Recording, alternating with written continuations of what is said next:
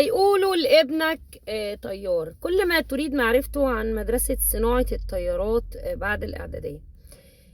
ده طبعا إعلان أو منشور على صحيفة خرى البلد، قصدي صدى البلد. طبعا زي ما انتم شايفين كده، ولو هيقولوا لابنك طيار كل ما تريد معرفته عن الإعدادية للطيران، صناعة الطيارات. طبعا دي لعبة جديدة بيلعبوا بيها وبيدغدغوا بيها مشاعر المواطنين الحمير البهايم اللي مش فاهمين حاجة. وزي ما انتم شايفين طبعا كده الناس تحت ما شاء الله متفاعلين مع المنشور كأنه فعلا حقيقي، وكأننا بنصنع طيارات. مصر للناس البهايم اللي مدخلين ولادهم او بيتباروا وخارمين نفسهم عشان يدخلوا المدارس دي او يدخلوا ولادهم يعني المدارس دي. دي كلها نصبايا. كان العلق نفع نفسه، صح كده؟ مش كان العلق نفع نفسه الاول؟ فين مصر بتصنع طيارات؟ لا. مصر بتصنع فلايات؟ لا. مصر بتصنع دكة اللباس؟ لا. مصر بتصنع ايه؟ مصر بتصنع طيار اللي هو الدليفري. عارفين الولد الغلبان اللي هو بالموتوسيكل دوت بيوصل هو ده الدليفري. لكن هيعلموا ولادكم ازاي الطيارات وانه يبقى طيار ويصنع طيارة اذا كان اساسا هم ما بيصنعوش طيارات. يعني انا لو ما بعرفش اطبخ هعلمك ازاي الطبيخ.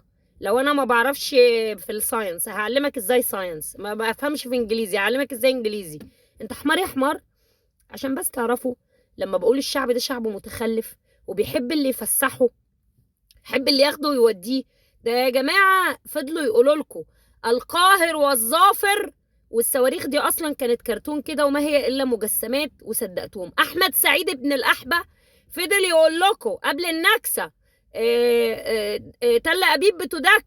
الطيران المصري بيدك تل ابيب، والطيران المصري اتضرب على الارض قبل ما يتحرك اصلا. ان ذا فاست بليس قالوا لكم خير اجناد الارض، وقالوا لكم ده الرسول اتكلم على الجيش وقال عليه خير اجناد الارض، وحديث صحيح وهو حديث اساسا اللي قايله اتنين قاعدين على القهوه. انتوا واخدين بالكم وصدقتوا برضو ان ده حديث عن الرسول. جبتوا محمود بانجو اللي كان بيعشر الكلاب البلدي عشان يعمل له 2 3 جنيه يشتري بيهم باكيتة بانجو، وعملتوه عضو برلمان، ودلوقتي بقى راجل راكب عربيات بي ام وقصور ومصانع.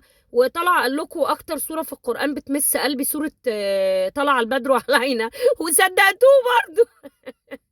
شفتوا بلحة وهو عمال يدق كاس في كاس مع بتاع اسبانيا، مع ملك اسبانيا، وبتقولوا عليه ان هو من سلالة الرسول، زي ما بتقولوا برضو على الملك الهامشي ابو طيز مخرومة ان هو برضو من السلالة الهاشمية. كفاية هبل، كفاية. اقسم بالله ضحكتوا علينا العالم كله.